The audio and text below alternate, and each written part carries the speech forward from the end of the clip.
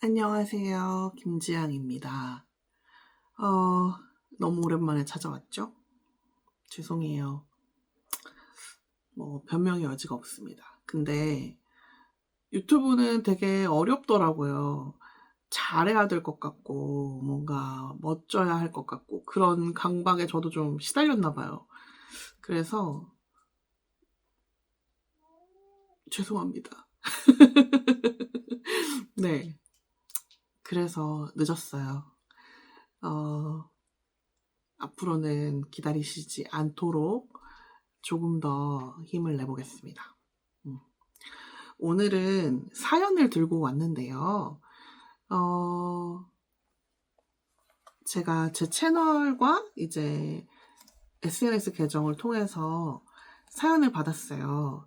그래서 어떤 고민이 있으시거나 저한테 묻고 싶으신 게 있으시면 얼마든지 보내주셔라 라고 말씀드렸는데, 한 분이 사연을 보내주셔서 제가 오늘은 거기에 답변을 하는 시간을 가지려고 합니다. 제가 사연을 이렇게 읽어드릴게요.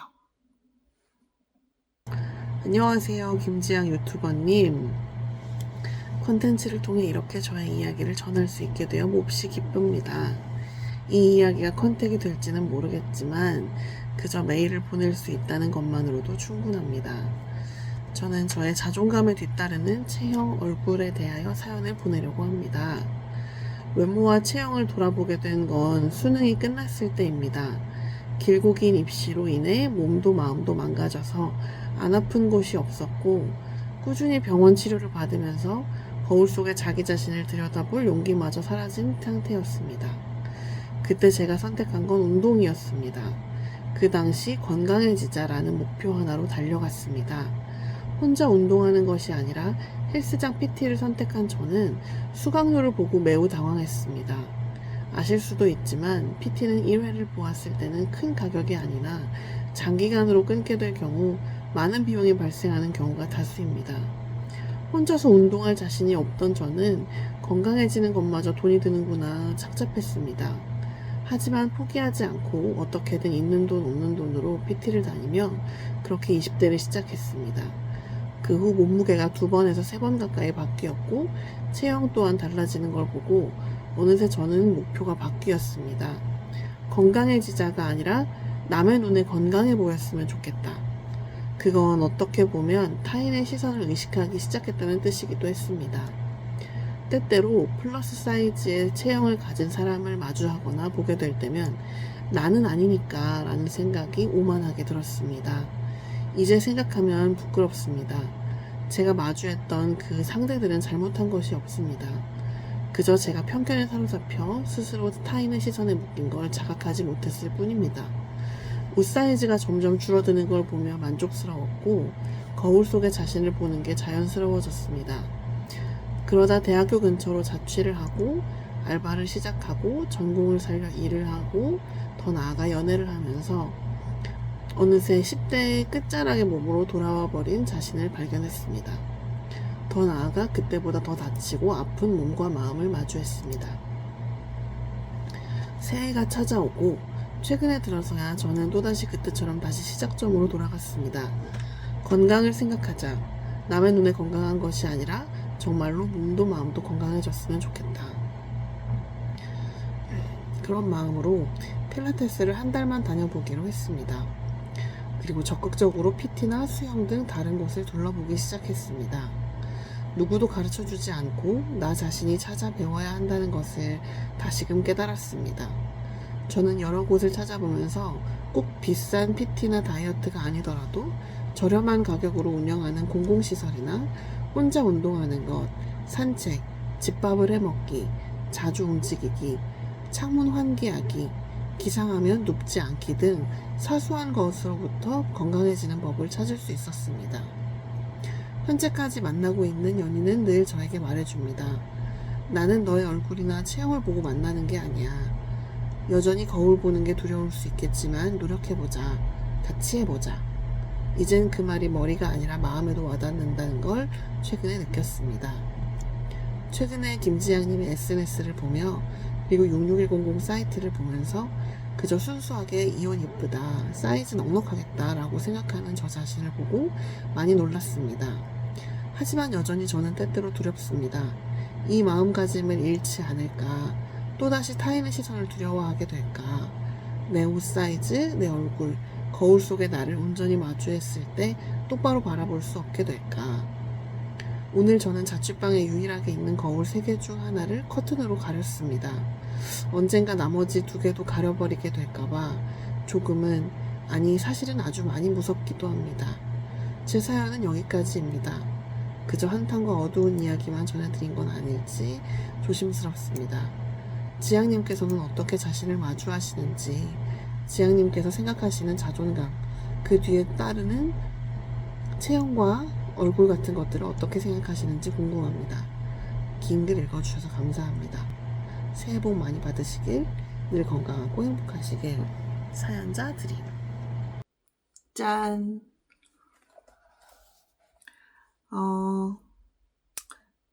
많은 고민이 이 사연 속에 들어있는데요. 일단 여러 가지 중에 타인의 시선을 이제 다시 두려워하게 되면 어떻게 할지, 그리고 거울 속의 나를 온전히 사랑할 수 없게 되면 어떻게 할지, 그리고 나 자신을 마주하는 법, 그리고 자존감과 체형, 얼굴 이런 것들에 대해서 고민이 많다고 남겨주셨어요. 우선 타인의 시선을 두려워하는 것에 대해서 이야기를 먼저 해볼까 해요. 누군가가 나를 어떻게 생각할까에 대해서 고민하는 건 되게 자연스러운 일인 것 같아요. 남에게 좋은 모습이고 싶고 잘 보였으면 하는 건 인간의 되게 기본적인 어떤 욕구잖아요. 그런데 남이 나를 어떻게 보는가 보다는 내가 나를 어떻게 보는가가 더 중요한 것 같아요. 알고 계시겠지만요. 사실 내가 나를 좋아하지 못하면 남도 나를 좋아할 수 없는 것 아닐까? 라는 생각을 해요. 하지만 그렇다고 해서 그 두려움이 옳지 못하거나 나쁜 거라고 저는 생각하진 않거든요. 근데 그냥 자연스러운 거니까 그냥 받아들여도 괜찮지 않을까 하는 생각을 합니다. 다만 그 두려움이 어디에서 기인했는지를 좀 고민해 볼 필요는 있을 것 같아요. 예를 들면 이런 게 있을 수 있겠죠. 남들의 시선이 왜 나는 두려워졌을까를 되짚어 보다 보면 내가 뭘 궁극적으로 두려워하고 있는지를 알게 되잖아요. 그러면 거기에서부터 차근차근 문제를 해결해 나가면 되지 않을까 하는 생각을 합니다. 나를 온전히 사랑할 수 없게 되면 어떡하지? 라는 질문에도 역시 마찬가지의 이야기를 할 수 있을 것 같아요.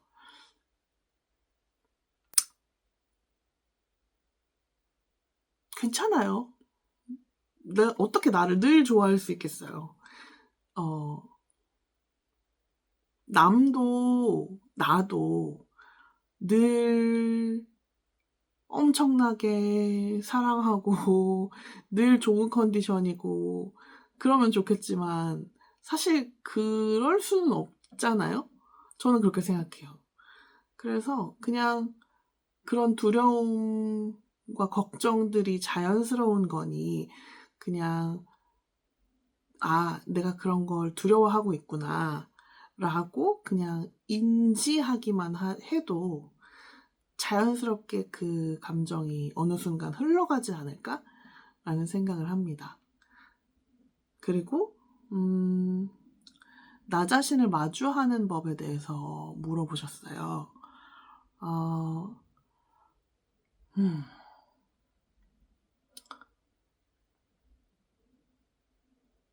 전 거울을 많이 봐요. 예쁘게 보이는 거울 앞에서도 서보고, 화장을 하고도 서보고, 쌩얼인 상태로도 서보고, 셀카도 찍어보고, 친구에게 사진을 찍어달라고 해서 찍혀보기도 하고, 지금 현재의 나를 오롯이 인정해주는 것, 거기에서 나를 좋아하는 것이 시작되는 것 같아요.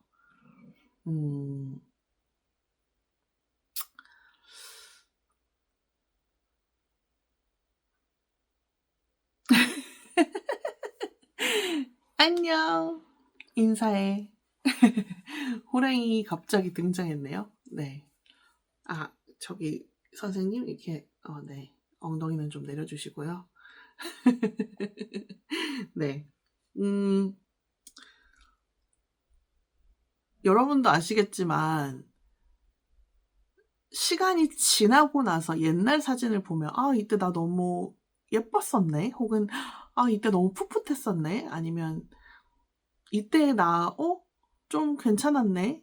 라고 생각이 들 때 있지 않으세요?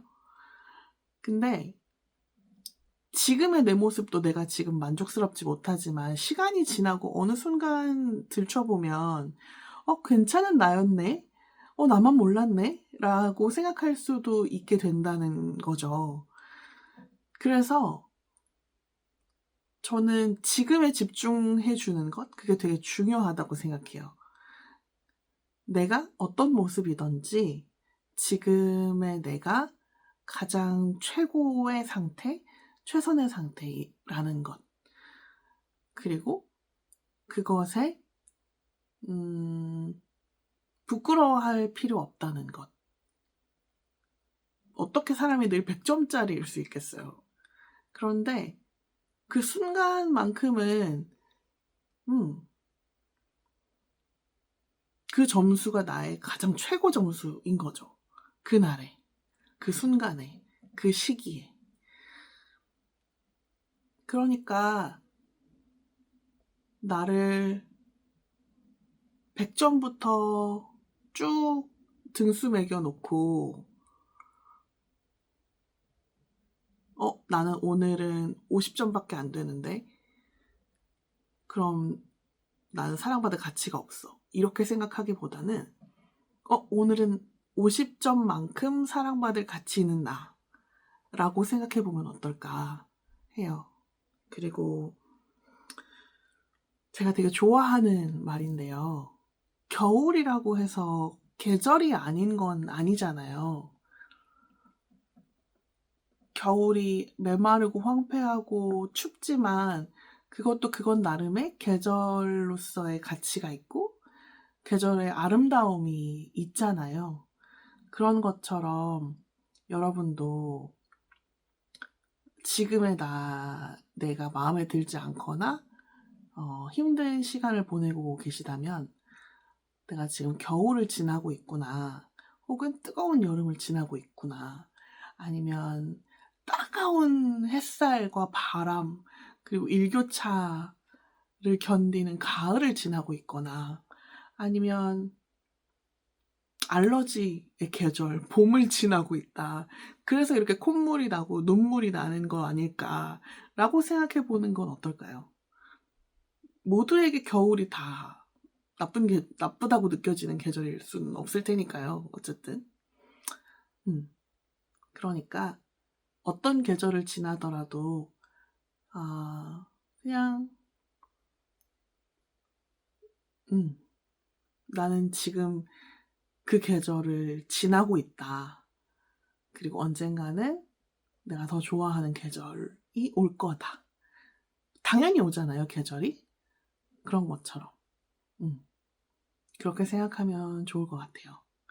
그리고 자존감에 대해서 말씀 주셨는데요. 자존감, 나를 좋아하는 마음, 나를 아껴주는 마음,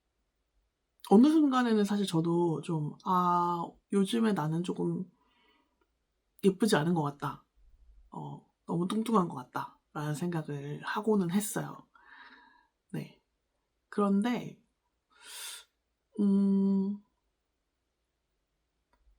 그래서 내가 너무 싫다로 번지지는 않았던 것 같아요.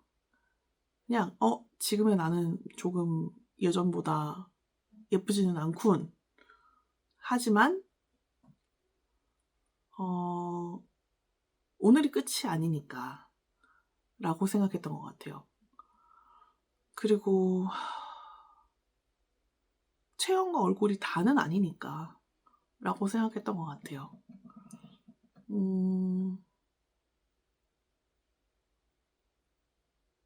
정말 얼굴과 체형은 사회적으로 되게 중요하고 나를 어떤 사람으로 소개할 거냐에 되게 큰 영향을 주는 거지만 그게 전부는 아니라는 걸 꼭 기억하셨으면 좋겠어요. 제가 지금은 살이 조금 빠졌거든요. 운동도 하고 뭐 식이요법도 하고 있고. 그런데 가장 많이 몸무게가 나갔을 때 88kg에서 90kg 정도까지 나갔던 것 같아요. 89kg, 90kg 정도 나갔던 것 같아요. 근데 그때 내가 내 몸이나 얼굴에 집중하면 아마 그 시기를 못 버텨냈을 것 같아요. 그런데 저는 그때 내가 잘할 수 있는 일, 내가 꼭 해야 하는 일, 그런 것들에 좀 더 집중했었던 것 같아요. 일도 열심히 하고, 그리고 사람들도 더 열심히 만나고, 내가 잘할 수 있는 일에 몰두하고, 그랬던 것 같아요. 그리고 나를 스스로 비난하지 않고,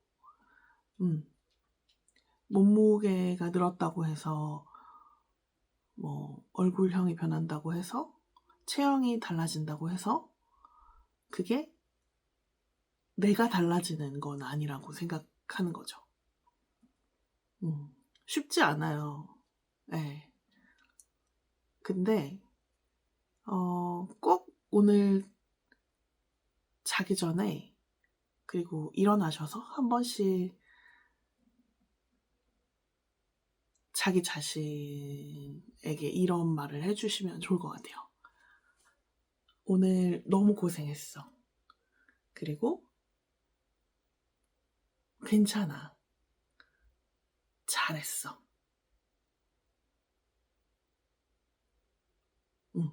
이런 말들을 나 자신에게 꾸준히 하다 보면 저도 약간 뭉클해지는데요. 그런 말을 스스로에게 자꾸 해주다 보면 그러다 보면 내가 나를 좀 더 사랑하게 될 수밖에 없어요. 그러니까 결국 가장 중요한 메시지는 딱 두 가지인 것 같아요. 남들에게 휘둘리지 않기. 그리고 내가 나를 좋아하는 것을 멈추지 않기. 이 두 가지가 핵심인 것 같아요. 그래서